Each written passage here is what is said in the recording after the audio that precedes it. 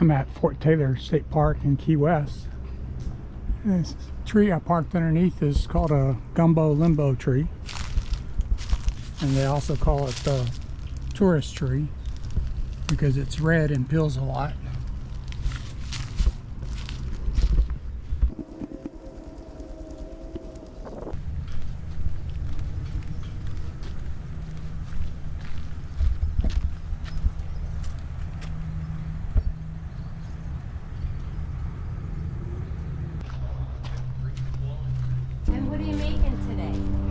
I've made all that stuff on the table, but what I'm making today, they would like, instead of the rope, they want chain all the way around it. Oh, that's beautiful. They have, what I'll do with this is I'll go between each pole, Okay. and then I'll attach it to one of these.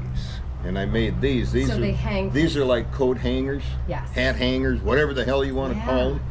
And there's one here, oh, this one.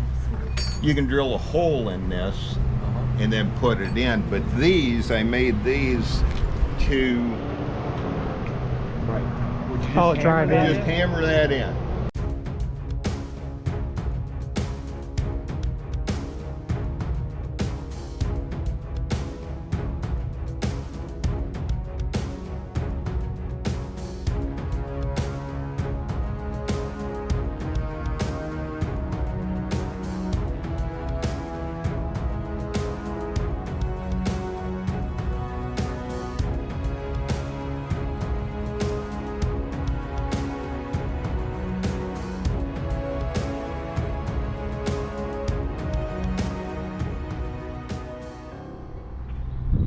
Oh, brick structures too.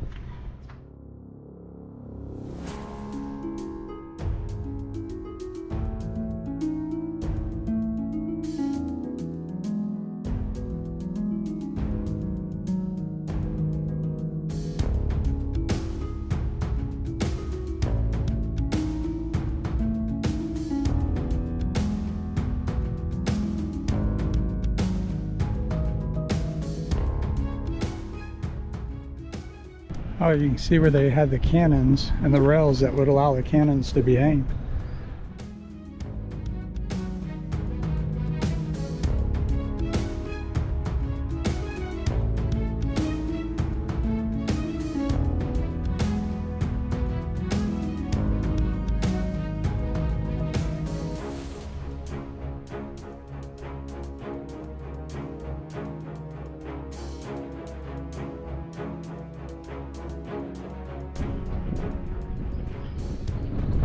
Alright, that's just pretty damn cool.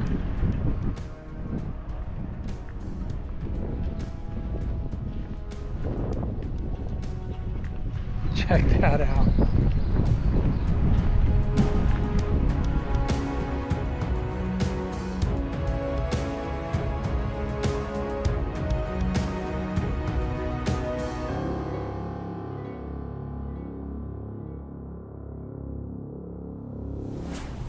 Big shells.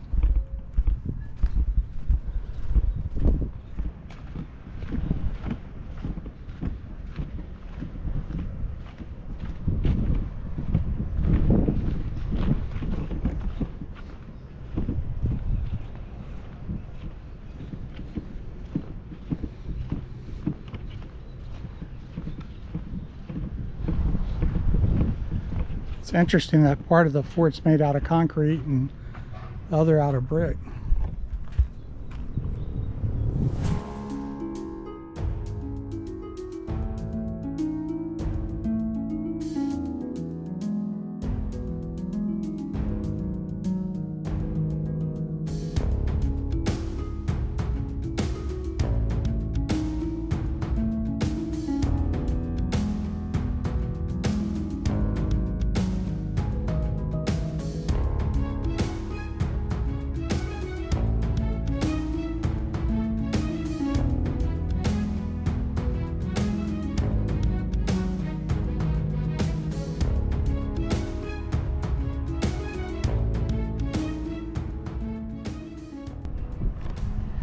Thank you, Mr. England.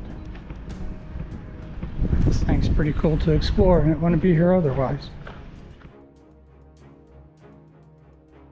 So basic history.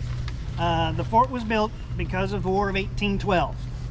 In 1812, we found out that the British could come over in their warships and bombard our cities and forts and burn them down with hardly getting their feet wet. And we didn't like that. Didn't like it at all. So we decided we need to build our forts out of something less flammable. We weren't really good at it, but our allies, the French, I'm taking you guys French, had been doing it for a very long time before we were doing it. So we went over to them and we asked them, how are you building your forts? And they gave us the blueprint. So we brought the blueprint back over here and started building forts like this all up and down the East Coast. There's 38 of them, from Maine all the way out to the Dry Tortugas, Fort Jefferson sitting out there.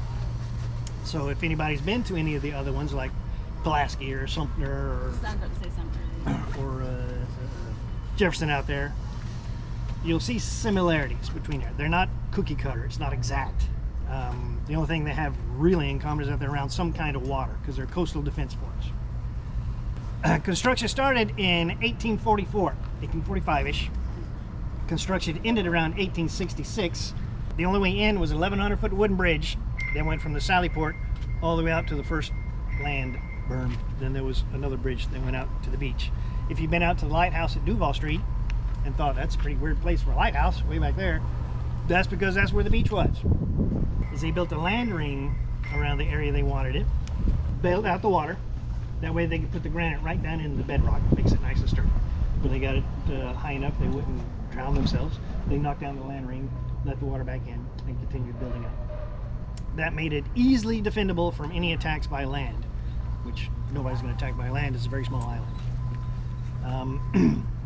It is put here because of the location right here. It is right between the channel system in Key West, so it can control shipping coming and going. How the channel system works, there's a 3-mile channel that comes in this way, there's a 3-mile channel that comes in this way, and the channels connect right in front of the fort, and then goes to the port over here.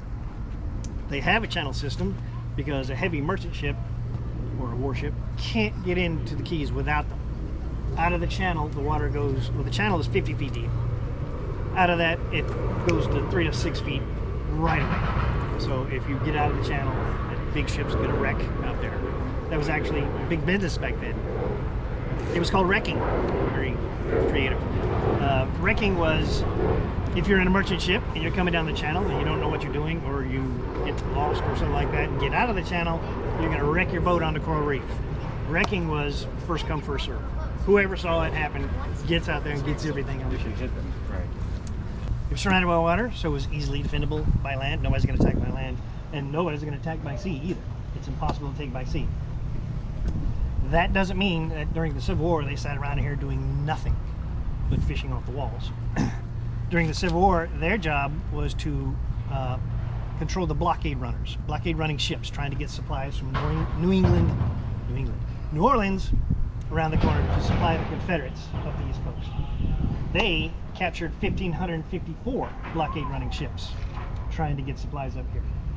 Historians say that that's about 1/3 of the total number of ships that got through here. So there's a lot of ships running through here. And you would think after the, I don't know, 1,550th blockade running ship that got captured, the ship captain would say, you know what, we're not going to do that. We're going to go around. The reason they didn't do that is because the fort with the fleet here controls the waters from here to Cuba. So if you want to go around us, you got to go around Cuba. And that's going to add about a month to your trip. That's no big deal. But Fort Jefferson, sitting out there with the other half of the fleet, controls the waters from Cuba to South America. So now to go around both of us, you got to go around South America. And that's going to add a year to your trip, and nobody's going to do that. So what they did, they found the closest point of approach and said, all right, we're going to try to get through here. And they wouldn't try to sneak through in the middle of the night. They line up 30 ships out there and just rush the whole system. As many as they get shotgun through here. So that's how they caught 1,554 blockade running ships. They didn't want to damage it enough to where they sink them, because then you've clogged up your channels and it defeats the whole purpose. So they would try to disable the ships. So number one, they can take all the stuff off of them. The boats themselves, the ships, since they were damaged but not sunk, there was one guy in town who would buy those damaged ships at a very reduced price from the Army and Navy because they didn't need them. So his name was Stephen Mallory. I don't know if you've been to Mallory Square over here yet. Stephen Mallory. He was hanging around here. He had a little shipping company. He would buy the ships off of the Army and the Navy at a reduced price, like I said, because he could fix them up. So he would turn around, fix them up, take them back over to New Orleans, sell them for full price over there. They would usually load them up, send them back over here. We would capture them. He would buy them, and we'd send them back. And he went round and round. So